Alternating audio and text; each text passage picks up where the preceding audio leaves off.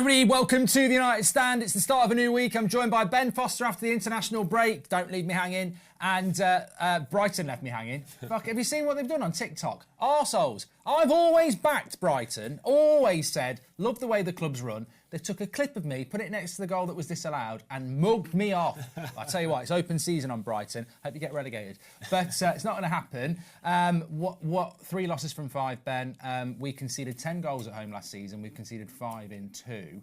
What is your view on Man United at the moment? What's going wrong? What's going right? And why is it all going wrong, really? It's exactly what we said after the first game of the season, second game, third game. We've said it all season long already. I know we're only 5 games in, but you just really don't know what you're going to get from them. We said this before the Arsenal game. This was a massive thing for the Arsenal game. You just didn't know what you were going to get from United. You don't know what team are going to turn up.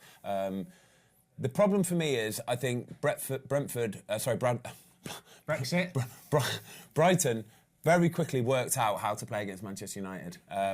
They saw the way that they were going to play, and then they kind of tinkered and tailored it to what they saw in front of their own eyes there and then. And that, for me, is the sign of a very good manager and a very good team who are adaptable and mouldable and can change the way that they play and change their tactics in game. Mentality is so good, isn't it? Mentality is incredible. They just do what they need to do. They do what they need to do. It's as simple as that. There's no questions asked. They do what they need to do, and they're all on board and they get involved straight away. I think Man United, until they get some players who are going to press and push up from the front, but do it properly. Properly do it. They're always going to struggle, because this league nowadays, the top teams, they know how to press and when to press as a team, and everybody doing it properly. But with the players that Manchester United have got, they're not committed enough to really want to press. They're not. It's as simple as that. I was saying last night on the show there was 2 things that are an issue for me, and I don't think the players are an issue, but I think they're an issue in the team. You take De Gea out, you bring an Arna in. Don't want to talk about that massively because it's been done. You've got to get on with it now. But you've got a goalkeeper that United are now using, but it's slowing us down. You know, we're not moving. You know, when De Gea was there, he wouldn't pass backwards. You go forwards. And then you've got Marcus Rashford, who's got like 4 goals in 20, 12 shots against Brighton. Guess how many Hoyland had? None. So we're going through Rashford. I think he's using Rashford like Ronaldo was used 15 years ago. Well, go and express yourself. Don't work hard. Don't save yourself. But Man City don't do that with their wingers. Rashford's not good enough to do that though either. Rashford's not a Ronaldo. You know what I mean? I think we said this a few months ago and whatever, where Rashford, don't get me wrong, is a good player. He's a good player. I like him. But there's a reason. There's a reason probably why he's not an England starter. Yeah, Gareth Southgate sees it and says, "No, I've got players that are probably a bit technically better." That could just be Southgate. True that. Yeah, maybe not. Maybe no one's going to be as fast as Marcus Rashford, but everything else that you offer doesn't really get into my team. You know, you're not going to press from the front, like I say. For me, honestly, nowadays, the front players, they have to be able to press and they have to be able to work, but really do it properly. There's a difference between pressing and then doing it with intensity. And I just think there's too many players like Rashford in the United team where they're obviously good players, but they're not world-class Well, players. look at the midfield at the weekend. I mean, we scored against Arsenal a couple of weeks ago. Within 30 seconds, I think it was, no one was marking Odegaard. It's 1-1. Every goal Brighton scored was the same goal. Exactly. It was a cutback. Yeah. You talk about the press. I think the midfield's massive. Casemiro's dropped off. McTominay was terrible. Eriksen's not got the legs. Bruno will always... he was playing centre-back at the end of the game. It just shows you Bruno will play anywhere. You know, you've got 4 midfielders there, and they were at fault for all of the goals. How many of them midfielders would get into the big boys team? How many of them midfielders would get into... Casemiro is best. Casemiro is best, but he's not his best. I don't care about his best. He's not. He's nowhere near it at the minute. Would they get into an Arsenal? Would they get into a Liverpool, a Man City, even a Tottenham? Would they? Would they, honestly? Maybe Bruno? But that's about it, really. That's what we're talking about. And that's the most important part of the pitch. That's the most important part of the pitch. And I know I've been speaking a lot about pressing this morning, but the 3 goals that Brighton score, that you can't come away to Manchester United and be able to string 20 passes together, yeah? See you later, cut back goal. Yeah, I won't believe it. That comes from not pressing. That comes from being lazy and not getting up to your man and really shutting it down with intensity. That's where those goals come from. And Brighton must have just been rubbing their hands thinking, wow, if they're really not going to press us, then we're just going to take the piss here. Well, I was just going to say this. If I was playing for Brighton at Old Trafford and any of them 3 goals, I'd have the biggest grin on my... I'd be trying to keep the grin down. Yeah. I'd be like, I can't believe I'm unmarked in this position. Oh, pass! I'm in. Man City must have been in recent years, genuinely, Man City must have been the only team to go to Old Trafford and be able to do that sort of stuff and really really pull them apart. But that just speaks volumes about where Manchester United are at the minute. Yeah, they're trying to play this lovely football, but I think they've neglected to remember the basics, and shutting down and intensity and pressing, especially at home at Manchester United at Old Trafford, is an absolute given. That's how Manchester United was built. You knew you went to Man United, you weren't going to get a kick. No. And it seems too easy nowadays. What is the problem? Because I look at United last season, and we said it countless times on the fill-in. United's season was built on a strong defence. Casemiro, back four, De Gea, whatever everyone thought about it, you didn't concede many goals. All right, there was a couple of games where they got battered, but, you know, I said in the summer, we will get battered again a few times. It's already happened against Brighton, and it will happen. I mean, God knows what Man City or Liverpool will do to us. It's terrifying. But why have United gone from a team that was progressing last season, you know, went from rubbish to third, got to 2 cup finals? You think, add 3 or 4 players in the summer, you know, go the next level. They're like, it's like United have gone, forget last season, we're going to be like Chelsea and Spurs, we're starting again. But they had momentum. How does that go wrong as an ex-player yourself? What's gone wrong? Is it, you know, we've seen the Sancho stuff, the Greenwood stuff, the Anthony stuff. Is it a dressing room problem? Why is the motivation gone from a team that was progressing? This is the bit that scares me the most. Nobody can put their finger on it. I think if you can, you'd probably be working for Manchester United. You'd be Manchester United manager. You know, you'd like to think that Erik ten Hag, just as a manager, just the person that he stands for, what he's built his whole career on as being a manager, is being organised, is playing good football with good players and getting them straight on board and knowing what to do. And it just doesn't seem like it's anywhere near Something's going on, isn't it? Something's going on. Something has to go on. Maybe, I don't know, I still keep coming back to the fact that I feel a lot of them players are overpriced players, or overpaid and overpriced.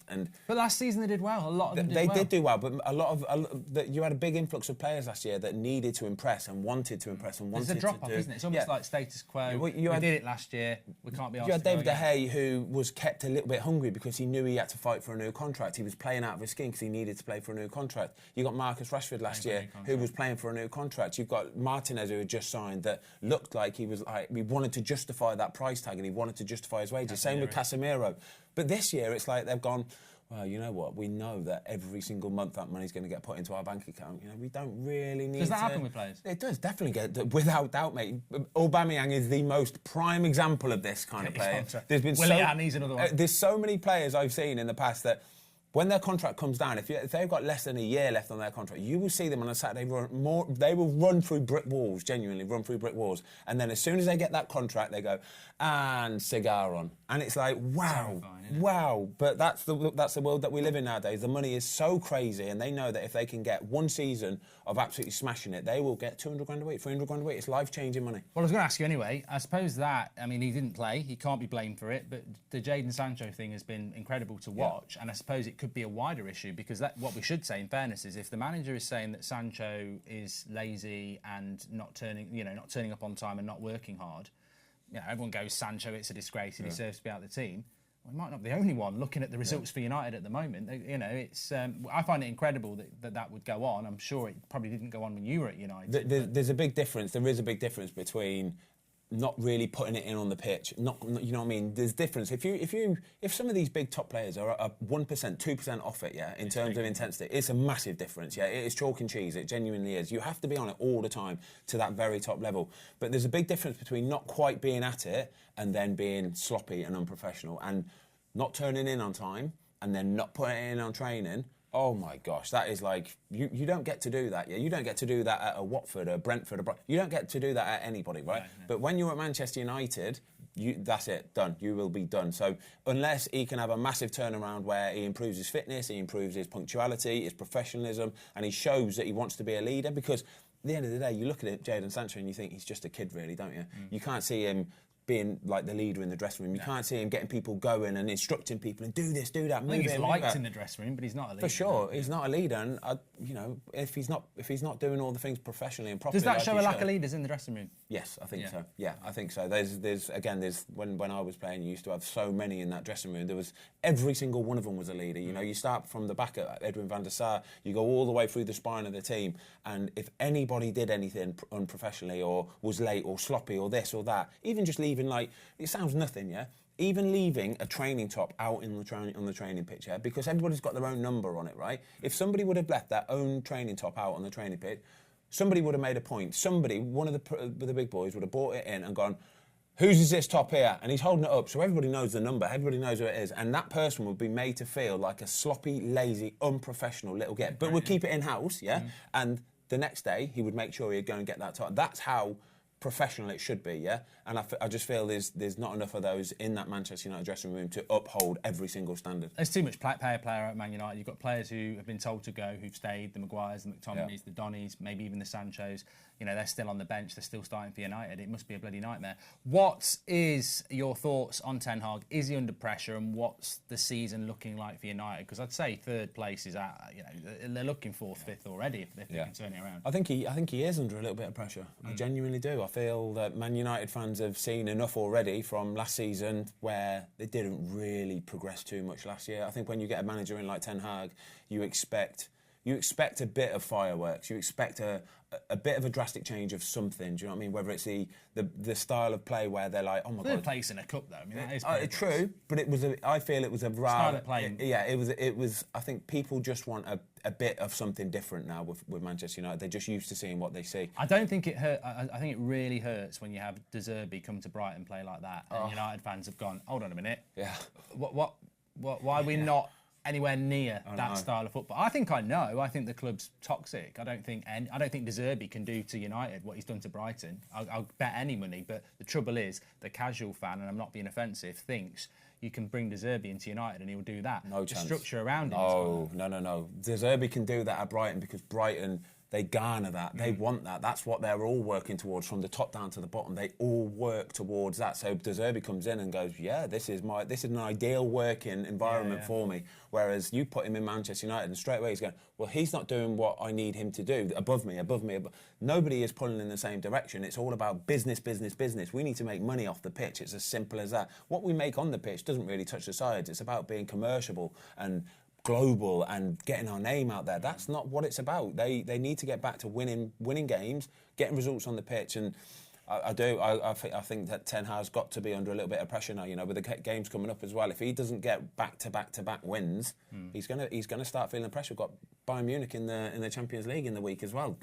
It don't get much easier. Yeah, I don't know. I don't know what this season's going to be. I really don't. I think it's. I think most United fans are just waiting and hoping for the change of ownership that tears it all down, because ultimately, whatever happens in the future under the Glazers, it will end up with Ten Hag losing his job and the player power winning through, I think. Yeah. It always seems to me, though, that Man United fans are waiting for something. Ever since Ferguson left, it's like they're always just waiting for something. Something's going to come. We're going to turn it around on the pitch. We're going to win the league this season. And then very quickly, everybody realises and goes, oh, no, we're Man United. It doesn't quite happen. Well, if you think about, it gets worse, doesn't it? Every 13, 14, 15-year-old United fan, all they've known is this. Yeah. You go on about the United way that we remember, but that United way is... There's a new generation that their United way is this. Yeah, that's it. It's not the same anymore. It's not the same.